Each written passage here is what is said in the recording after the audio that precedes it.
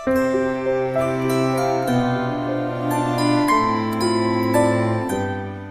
We Die இந்த புத்தகத்தை ஒரு பயோடெக்னாலஜி ப்ரொஃபஸர் வந்து எனக்கு ஒரு பாஸ்டன்ல பார்த்தேன். சார் உங்களுக்கு பிடிக்கும், நீங்க இதை படிங்க அப்படின்னு கொடுத்தாரு. அந்த Why We Die புத்தகம் படிச்சா அப்படி உழுக்குது. எழுதினவர் வந்து வெங்கி ராமகிருஷ்ணன். வெங்கி ராமகிருஷ்ணன் உங்களுக்கு தெரிஞ்சிருக்கலாம். கடைசியாக ஒரு இந்திய வம்சாவளி நபர் வாங்கிய நோபல் பரிசு அவர் தான். நோபல் பரிசு வாங்கின விஞ்ஞானி. ரொம்ப அழகா தலைப்பே பாருங்களேன், Why We Die, எதுக்குடா சாகணும், Why We Die. அவர் என்ன கேள்வி வைக்கிறாருன்னா, பட்டாம்பூச்சியினுடைய தாகூர் ஒரு கவிதை எழுதியிருப்பார். தாகூர் என்ன கவிதை எழுதியிருப்பாருன்னா, ஒரு பட்டாம்பூச்சியுடைய காலம் சில மணித்துளிகளோ இல்ல ஒரு சில நாட்களோ தான். ஆனா நம்ம பட்டாம்பூச்சியை எப்படி சிலாகிக்கிறோம், வாழ்க்கை அப்படி அழகா இருந்துட்டா போதாதா அப்படின்னு ரவீந்திரநாத் தாகூர் எழுதியிருப்பார். அவர் அதுல இருந்து வருவார், அது ஓகே தான், ஆனா சில யூட்ரி 1200 வருஷம் இருக்க, ஒரு மரம் 1200 ஆண்டுகள் இருக்கிறது. ஆனா நாமே 90 வயசுல 80 வயசுல சாகணும். ஃபர்ஸ்ட் கேள்வி. இன்னொரு அழகா எழுதுவாரு, அவர் இருந்த யூனிவர்சிட்டி, அவர் ஆக்ஸ்போர்ட்ல பல்கலைக்கழக பேராசிரியர். அவர் சொல்லுவார், இங்க இருந்து கிளம்பி போன, யூகேல இருந்து கிளம்பி போன டார்வின் வந்து ஒரு ஆமையை பார்த்தாருன்னு அவர் எழுதுவார். டார்வின் ஒரு ஆமையை பார்த்து எப்படி வந்து பரிணாம வளர்ச்சிக்கு வந்து அந்த ஆமையை பார்த்தாரோ, அந்த ஆமை டார்வின் போயிட்டாரு, ஆனா அந்த ஆமை இன்னைக்கு உயிரோடு இருக்கு. 1835 எழுதுன அந்த எவால்யூஷன் தியரி, இன்னைக்கு 2025, 190 வருஷம் ஆச்சு. அந்த ஆமை இன்னும் உயிரோடு இருக்கு. ஆமை எப்படா உயிரோடு இருக்கு? ஆமை உயிரோடு இருக்கு, யூட்ரி இருக்கு. கலிபோர்னியாவில் இருக்கக்கூடிய அந்த ரெட் வுட் ட்ரீமாங்க, எல்லாம் 500 வருஷம் 600 வருஷம் 500 இயர்ஸ் அந்த மரம் இருக்கிறது.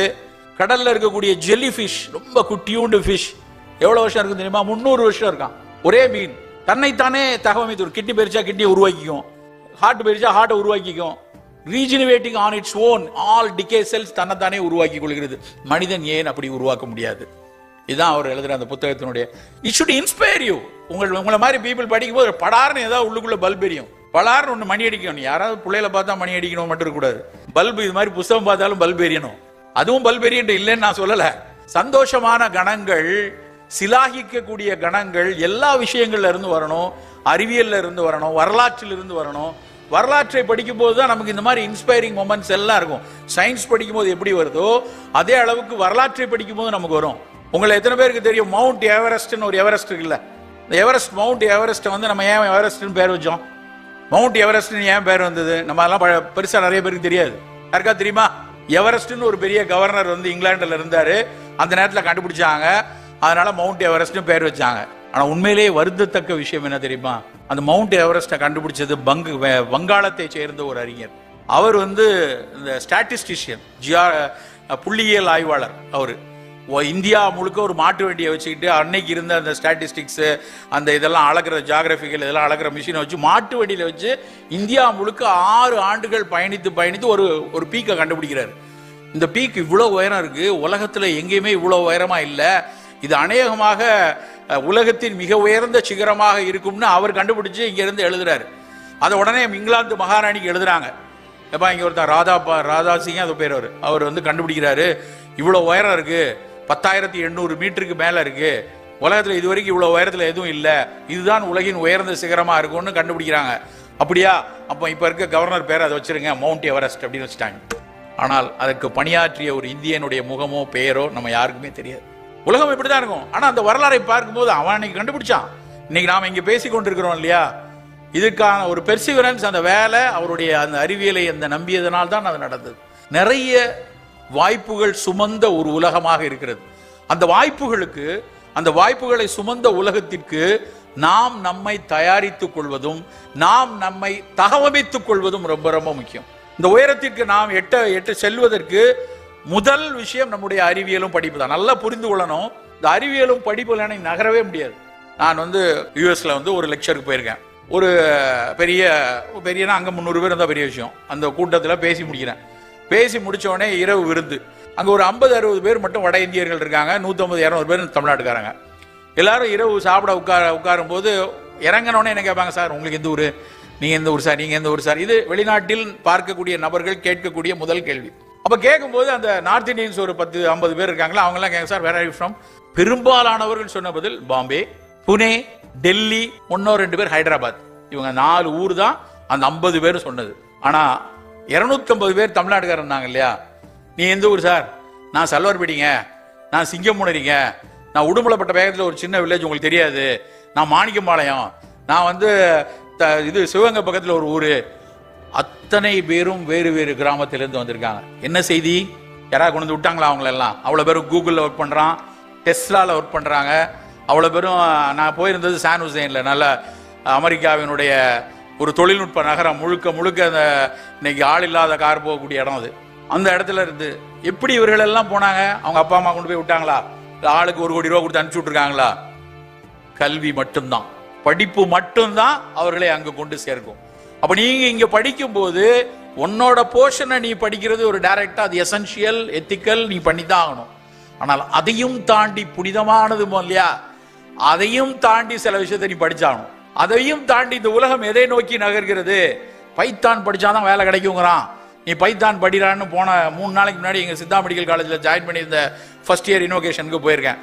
அங்கே ஒரு 100 பேர் இருக்காங்க. அவங்கள்ட்ட சொன்னேன், நீ பைத்தான் படிக்கணும். டே, நான் சித்தா படிக்கணும், லேகியம் தைலம்லாம் படின்னு சொல்லுவேன்னா, இனி ஏன்டா பைத்தான் படிக்க சொல்கிறேன் அப்படின்னா, இனிமேல் நான் கல்லூரியில் படிக்கக்கூடிய காலத்தில் ஒரு கருத்து உண்டு, if you don't know computer you are illiterate அப்படிமா. நான் 30 வருஷம் முன்னாடி எங்களுக்கு கம்ப்யூட்டரே பெரிய விஷயம். If you don't know computer இந்த world will call you as an illiterate. நீ கம்ப்யூட்டர் தெரிஞ்சுக்கோ, போய் விண்டோஸ் எப்படி இது பண்ணுறதுன்னு பார்த்துக்கோ, ஒரு பேசிக்காக எக்ஸல் இதெல்லாம் படிச்சுக்கோ அப்படின்னு எங்கள்கிட்ட சொன்னாங்க. இன்னைக்கு என்ன தெரியுமா?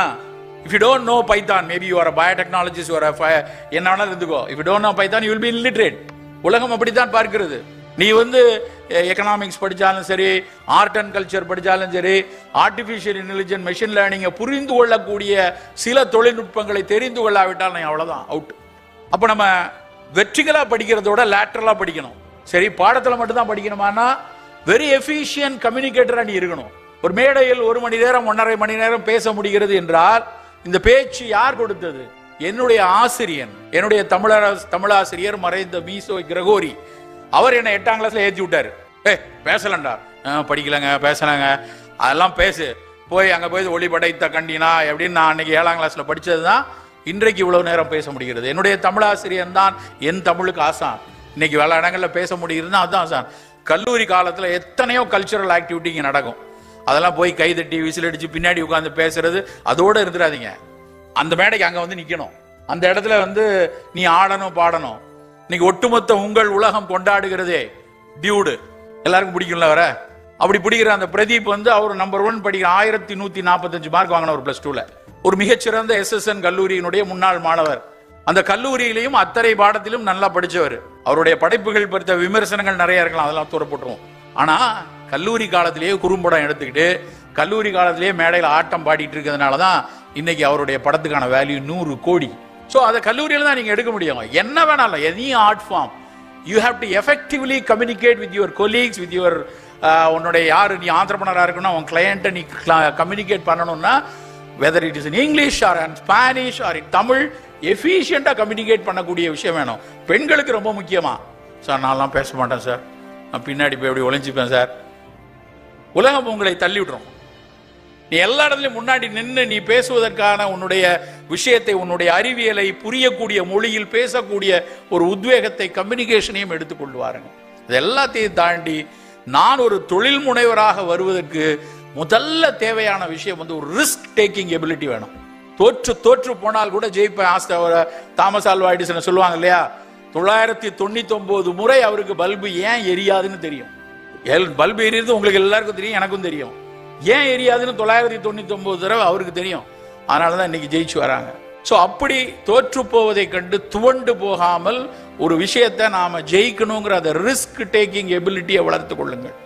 ஒருத்தர் வந்து அவமானப்படுத்துவதையும் காலை இழுத்து விடுவதையும் வளர்க்காதீங்க. பசங்க மத்தியில, பிள்ளைங்க மத்தியில உள்ள முக்கியமான விஷயம், இதெல்லாம் எதுக்குறா உனக்கு அப்படின்னு ஒருத்தர் சொன்னான்னா அவன் உனக்கு வேண்டாம்.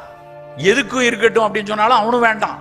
உனக்கானதுரா, நீ முன்னாடி நகர்றா, நான் இருக்கேன்டா அப்படின்னு சொன்னா அவன் தான் நமக்கான. இதெல்லாம் எதுக்குன்னு சொல்றவன் யார் தெரியுமா? அவநம்பிக்கை குடித்த ஒரு ஆள். உன் மேலேயும் நம்பிக்கை கிடையாது, அவன் மேலேயும் நம்பிக்கை கிடையாது. அதனாலதான் இதெல்லாம் எதுக்கு அப்படின்னு பேசுவான். எதுக்கும் இருக்கட்டும் அப்படிங்கிறவனுக்கு ஏன் இருக்கட்டும்னு தெரியணும். எதுக்கும் இருக்கட்டும் அப்படின்னா அது ஒரு அவநம்பிக்கை. இது எனக்கானது, நான் படிக்கணும், நான் இதில் உயர்ந்து வரணும், அப்படி நம்ம எடுத்துக்கொள்ளணும். தமிழ்நாடு முழுக்க பேப்பர்ல கடந்த 1.5 மாசமா ஒரு ப்ராப்ளம் ஓடிக்கிட்டே இருக்கு. ஒரு என்ஜினியரால சொல்யூஷன் கொடுக்க முடியாதா? டெல்டாவில் அத்தனை அரிசியும் விளைந்து 25% அதிக விளைச்சல் கொடுத்திருக்கு. ஆனா ஈரத்தில் இருந்து காப்பாற்ற முடியல. 16% இருக்க வேண்டிய அந்த நீர்த்துவத்தன்மை 24% இருக்கு. அப்ப நான் ஹைட்ரோஸ்கோபிக்கா ஒரு ப்ராடக்ட் இல்ல. அப்ப அதுக்கு ஒரு டீஹியூமிடிஃபையிங் பண்ணி ஒரு யூனிட்டை நம்ம எடுத்து டெல்டா மாவட்டங்கள், இங்க இருக்க பொள்ளாச்சி, எங்கெங்கெல்லாம் அரிசி விளையுதோ அங்க அதை கொடுத்து அது ஒரு காஸ்ட் எஃபெக்டிவா ஒரு ஃபார்மர் அக்சஸ் பண்ணக்கூடிய அளவுல, அரசாங்கம் எளிதாக அதை ப்ரொக்யூர் பண்ணக்கூடிய இடத்துல, வணிகத்தில் அதை மிகச்சிறந்த பணத்தை கொடுக்க முடியாத ஒரு இதை உங்களால உருவாக்க முடியாதா? முடியாதெல்லாம் இல்ல. ஒரு கூட்டு முயற்சியும் ஒரு தொலைநோக்கு பார்வையும் சரியா இருந்துன்னா பண்ண முடியும். ஏகப்பட்டவருக்கு ஐஐடி பண்ண ஒரு 3 பசங்க சேர்ந்தானே அந்த ஏத்தர் ஸ்கூட்டரை கொண்டு வந்தான். 3 பசங்க எலக்ட்ரானிக் ஸ்கூட்டர்லாம் வருமானா 1000 கோடி இன்னைக்கு அதனுடைய வேல்யூ தெரியுமா? இன்ஜினியரிங் காலேஜில் 3rd இயர் படிக்கும் போது ஆரம்பிச்சு ஃபைனல் இயர்ல ப்ராடக்டை கொண்டு வந்துட்டான். முடிச்சு 2 வருஷத்துல ப்ராடக்டை வந்து டெவலப் பண்ணி கொண்டு வந்துட்டாங்க. யார் கொண்டு வந்தா? ஓலா யார் எடுத்துட்டு வந்தாங்க? ஸ்விக்கி, சொமேட்டோ யார் எடுத்துட்டு வந்தாங்க? எல்லாம் இன்ஜினியரிங் கிராஜுவேட்ஸ்ல இருந்து வெளியே வந்தவங்க தான். அப்ப இதெல்லாம் யாரோ ஒருத்தர் மேல்தட்டு மக்கள் தான் பண்ணணுமா? நாம ஏன் பண்ண முடியாது? உங்கள் முகத்தை அத்தனை பேரையும் பார்க்கும்போது நிறைய பேர் ஒரு கிராஸ் ரூட்ல இருந்து வந்த பசங்க தான், விளிம்பு நிலையிலிருந்து வந்தவங்க. கனவு விஸ்தாரமாக இருக்கணும். நான் புதிய சொல்யூஷனை, என்ன ப்ராப்ளம்ங்கிறது சமூகத்தோடு ஒட்டி இருந்தால் தான் தெரியும். இந்த சமூகம் என்ன பிரச்சனை, எனக்கு எதுக்கு சார் தஞ்சாவூர் டெல்டால போட்டா அது அரசியல்வாதிகள்லாம் அடிச்சுப்பாங்க, அதெல்லாம் எனக்கு எதுக்குன்னு நினைச்சீங்கன்னா இட்ஸ் நாட். நீ அப்படி பார்க்காத, அவன் அடிச்சுப்பான். ஒருத்தர் நீ தப்பு, நீ முதலே வாங்கிக்கணும், நீ பண்ணணும், ஒவ்வொரு அரசியல்வாதியும் ஒன்னொன்னு கூவானுங்க. அது நமக்கு வேணாம். நம்ம அந்த ப்ராப்ளம் என்ன? 20% விளைச்சல் அதிகமாயிருக்கு. தாலி நகை முதற்கொண்டு அடகு வைத்து உற்பத்தி பண்ண ஒரு நெல், நம்மால் அதுக்கு ஒரு சொல்யூஷன் கொடுக்க முடியாதா? தக்காளி பழத்தை டன்னா கொண்டு போய் தக்காளி பழத்தை கொண்டு போய் இதுல ஆத்துல போடுறாங்களே, பறி கூலி இல்லைங்கிறாரு. 40 ரூபா தக்காளி பழம், ஆனா 50 காசுக்கு வாங்குறான். அதுக்கு நான் கொட்டிட்டு போவேன்னு மேல வண்டியை ஓட்டி விடுறாங்க. என்னால் அதை ஸ்ப்ரே ட்ரை பண்ணி அதை ஒரு ப்ராடக்டா கன்வெர்ட் பண்ணி அல்லது அதுல இருந்து ஒரு லைக்கோபீனை பிரிச்சு எடுத்து அதை விலை குறைவா கொடுக்க முடியுமா? யோசிக்கணும், நம்ம தான் யோசிக்கணும் நண்பர்களே. இப்படி எந்த இடத்து, நான் எனக்கு தெரிஞ்ச ஒரு சில ப்ராப்ளம் ஸ்டேட்மெண்ட்டை சொல்றேன். உலகத்தில் அத்தனை ப்ராப்ளம் ஸ்டேட்மெண்ட்ஸ் இருக்கு. சொல்யூஷனை யாரோ ஒரு டாட்டாவோ யாரோ ஒரு வெளியிலிருந்து வரக்கூடிய அமேசானோ பிளிப்கார்ட்டோ கொண்டு வருவான்னு நினைக்காதீங்க. அவங்க கொண்டு வருவாங்க, அவங்களுக்கு பெரிய பெரிய ஆய்வுகள் நடந்து கொண்டிருக்கிறது. ஆனா ஒரு ஸ்பார்க் உங்க மைண்ட்ல இருந்து வந்து அந்த ஸ்பார்க்கை விட்டுறாம தொடர்ந்து பயிற்சி செய்து தொடர்ந்து பொருளாக கொண்டதான் நீங்கள் ஒரு பில்லியனார் ஆகுவதை யாராலையும் தடுக்க முடியாது. இன்னொருத்தர் தடுத்துடலாம் முடியாது. நினைக்க முன்ன மாதிரிலாம் கிடையாது. முன்ன மாதிரி வந்து பெரிய ஆளா இருந்து வசதி படைத்தவனா இருந்து பெரிய பெரிய கான்ட்ராக்டர் இருந்தால் தான் ஜெயிக்க முடியலாம். அந்த காலம். If you have an idea and if you have a specific tool to develop as a ப்ராப்ளம்க்கான சொல்யூஷனை கொண்டு வர முடியும். அதை இன்னைக்கே நீ பேடன் பண்ண முடியும். அதை இன்னைக்கே நீ வந்து ஒரு ஸ்டார்ட் அப்ல போட்டு ரெஜிஸ்டர் பண்ண முடியும். யாரோட உதவியும் தேவையில்லை. ஜஸ்ட் ஒரு போன் இருந்தா போதும். You can to everything. அப்படியான விஷயங்களை கொண்டு வாருங்கள் நண்பர்களே.